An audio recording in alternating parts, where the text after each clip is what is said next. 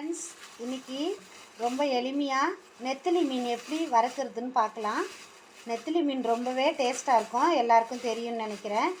யாருமே சாப்பிட்டா வெறுக்க மாட்டாங்க. அவ்வளோ சூப்பரான இந்த நெத்திலி மீனை சிம்பிளாக வெறும் மிளகாத்தூள், உப்பு, எண்ணெய் போட்டு நம்ம வறுக்க போகிறோம். எளிமையாக எப்படி வறுக்கிறதுன்னு பார்க்கலாம். பாருங்கள், நெத்திலி கொஞ்சம் மீடியமான சைஸில் தான் இருக்குது. ஈஸியாக க்ளீன் பண்ணிவிட்டு நம்ம வறுக்க போகிறோம் இன்றைக்கி. ஓகேவா? ஃபுல்லாக வீடியோவை ஸ்கிப் பண்ணாமல் பாருங்கள். என்னோடய சேனல் ஃபஸ்ட் டைம் பார்க்குறீங்கன்னா ஒரு சப்ஸ்கிரைப் பண்ணிக்கோங்க. என்னோடய வீடியோலாம் பிடிச்சிருந்தா லைக் பண்ணுங்கள். இப்போ நெத்திலி மீனை ரொம்ப ஈஸியாக எப்படி வாஷ் பண்ணுறதுன்னு ஃபஸ்ட்டு காமிக்கிறேன்.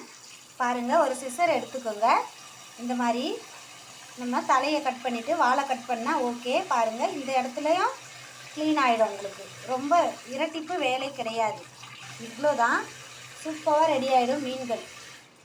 இந்த மாதிரி தான் நான் எப்பொழுதும் க்ளீன் பண்ணுவேன். பாருங்கள், இப்படி நீங்கள் ஈஸியாக இப்படி தலை வேணுன்றவங்க கூட இப்படி வயிறு பகுதியை மட்டும் கட் பண்ணிவிட்டு கூட விட்டுக்கலாம். வறுக்கிறதுக்கு பார்க்க அழகாக இருக்கும்னு தலை கேட்பாங்க. வாழை இப்படி லேசாக கட் பண்ணிக்கோங்க. அருவாமனையில் நீங்கள் கட் பண்ணிங்கன்னா கண்டிப்பாக இது சின்ன மீனுன்றதுனால உடையும். அதுக்காக இந்த மாதிரி நம்ம க்ளீன் பண்ணால் எல்லாத்தையும் நான் ஃபுல்லாகவே க்ளீன் பண்ணிக்கிறேன். ஃபுல்லாக க்ளீன் பண்ணிவிட்டு மசாலா போடுறத காமிக்கிறேன்.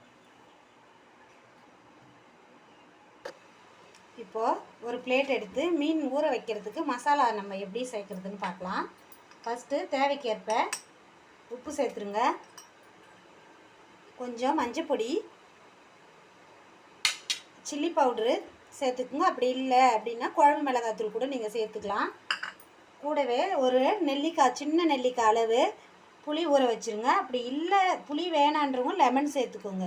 நான் புளி சேர்க்குறேன். மெடிசன் எடுக்கிறவங்களுக்கெலாம் புளி செட் ஆகாது, அவங்களாம் கண்டிப்பாக லெமன் சேர்த்துக்கோங்க. புளி சேர்த்திங்கன்னா இது ஒரு ஃப்ளேவர். இப்போது புளி பேஸ்ட்டும் சேர்த்தாச்சு. கொஞ்சம் வீட்டு மிளகாத்தூள் நான் சேர்க்குறேன், ஏன்னா நல்லாயிருக்கும் அதுக்காக.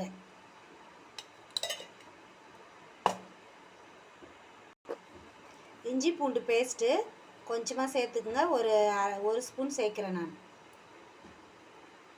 மீன் 1/2 கிலோ நெத்திலி மீன் எடுத்திருக்கேன். உப்பு ஃபஸ்ட்டே போட்டுட்டேன். பாருங்கள், மஞ்சள் பொடி போட்டு மீன் க்ளீன் பண்ணுறது எப்படின்னு நான் காமிச்சேன். ரொம்ப சுலபமாக மீன் உடையாமல் அழகாக நம்ம கட் பண்ணலாம்.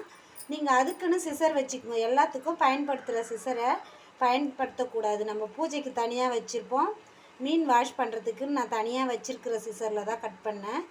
இப்போது இந்த மசாலா ரெடி ஆகிடுது. உப்பு இருக்கான்னு நீங்கள் டேஸ்ட் பண்ணி பார்த்துக்குங்க. நான் போட்ட உப்பு சரியாக இருக்கும்னுட்டு நான் விட்டுட்டேன். இப்போது வாஷ் பண்ணி வச்ச மீனை இதில் போட்டுக்கலாம்.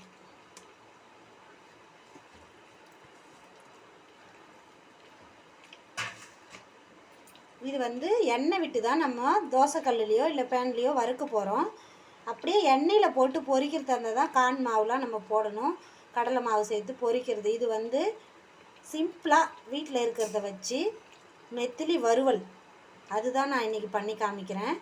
நிறைய பேர் 65 தான் விரும்புகிறீங்க, ஆனால் அது அவ்வளோ ஹெல்த்துக்கு நல்லது கிடையாது. மீன் ரொம்ப தீயிற அளவுக்கு நம்ம பண்ணி சாப்பிடக்கூடாது. லேசாக ஃப்ரை பண்ணிவிட்டு கூட சாப்பிட்லாம். அதை விட குழம்பாக எடுத்துக்கிட்டோம்னா தான் ரொம்ப நல்லது. இப்போது எல்லாத்துலேயும் ஒன்றை போல் மசாலா தடவியாச்சு. இப்படியே ஒரு 1/2 hour ஊற விட்டுருங்க. ஊற வச்சுட்டு நீங்கள் வறுத்துக்கலாம். எப்போ தேவையோ எடுத்து கொஞ்சம் வறுத்துட்டு பாதி எடுத்து ஃப்ரிட்ஜில் வச்சுட்டு கூட மறுநாளைக்கு நம்ம வறுத்துக்கலாம். ரொம்ப ஒரு 2 நாளைக்கு மேலெலாம் ஸ்டோர் பண்ணி வைக்காதீங்க, அது ஹெல்த்துக்கு நல்லது கிடையாது. இப்போது ரெடி ஆகிடுச்சு. கொஞ்சம் நேரம் பொறுத்து வறுத்துக்கலாம். இப்போது ஒரு பேன் வச்சுட்டு மீன் வறுத்துக்கலாம். நல்லா 1/2 hour, ஒரு அரை மணி நேரம் ஊறிடுத்து. இந்த மீனை ஒரு வீட்டில் என்ன பாத்திரம் இருக்கோ, தோசைக்கல் இருக்கா, அதை வச்சுக்கோங்க. கொஞ்சம் ஆயில் விட்டுட்டு காஞ்சதும் நம்ம மறுபடியும் எண்ணெய் விட்டுக்கலாம்.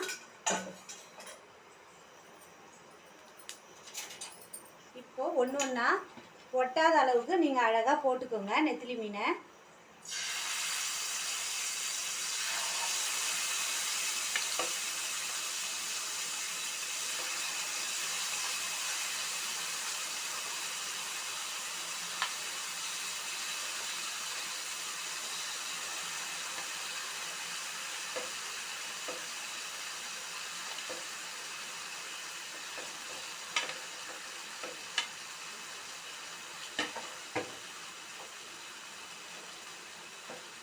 நல்லா செவந்ததும் திருப்பி விட்டுக்கலாம். கொஞ்ச நேரம் இப்படியே வேகட்டும். எண்ணெய் தேவைக்கேற்ப விட்டுக்குங்க. ரொம்ப எண்ணெய் வேண்டாம். நம்ம அடி பிடிக்காமல் இருக்கிற அளவுக்கு விட்டாலே போதும். மீன் செவந்ததும் திருப்பி விட்டுருங்க. உடையாமல் அழகாக திருப்புங்க.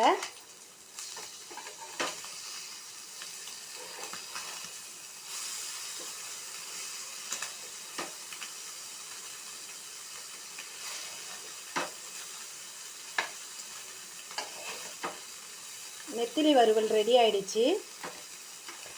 நெத்திலி மீன் பிடிச்சவங்களாம் என்னோடய வீடியோவுக்கு லைக் பண்ணுங்கள். எதுனா நீங்கள் செய்கிறதுக்கும் நான் செய்கிறதுக்கும் வித்தியாசம் இருந்தால் கமெண்ட் பண்ணுங்கள். கண்டிப்பாக நான் ரிப்ளை பண்ணுறேன். ஃபஸ்ட் டைம் என் சேனல் பார்க்குறீங்கன்னா ஒரு சப்ஸ்கிரைப் போட்டுக்கோங்க.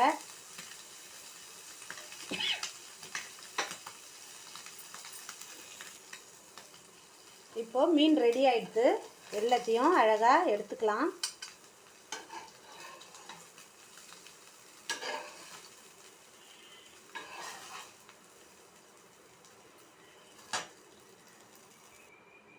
சின்னதாக ஒரு பேன் வச்சுட்டு கொஞ்சம் கருவேப்பிலை பொரித்து அது மேலே டெக்கரேட்டிவ் பண்ணிக்கலாம்.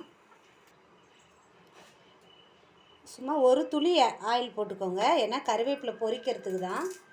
இல்லை பேனில் எண்ணெய் விடும்போது கூட நீங்கள் கருவேப்பிலை போட்டுட்டு மீன் வறுக்கலாம்.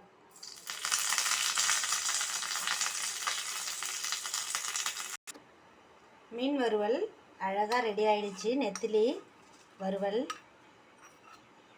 இந்த மாதிரி டெக்கரேட்டிவ் பண்ணியும் கொடுக்கலாம். கருவேப்பிலை இந்த மாதிரி சாப்பிட்டிங்கன்னா மீனோட உடம்புக்கு நல்லது. அந்த ஸ்மெல்லே நம்மளுக்கு ஜீரண சக்தியை அதிகரிக்கும். இதே ஒரு சாதம், ஒரு மைல்டாக ரசமோ சாம்பார் சாதத்தோடு சாப்பிட்டிங்கன்னா அவ்வளோ நல்லது ஹெல்த்துக்கு. வெறுமே அப்படியே சாப்பிட்றத கொஞ்சம் அவாய்ட் பண்ணிக்கோங்க. ரைஸோடு தான் சாப்பிட்ணும் மேக்ஸிமம். சூப்பரான ஹெல்த்தியான லஞ்ச் ரெடி ஆகிடுச்சு.